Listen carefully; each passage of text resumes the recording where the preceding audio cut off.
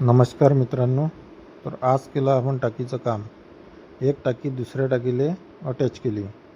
तर चला पाहूया कशी केली. तर निघालो ना भाऊ आपण आपल्या लालपरीनं आपल्या कामावर.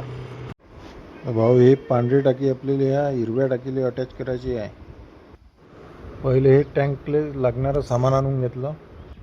पांढऱ्या टाकीचं जुनं टँक नॅपल काढून आपण त्याच्या ठिकाणी नवीन टँक नॅपल लावून घेतलं.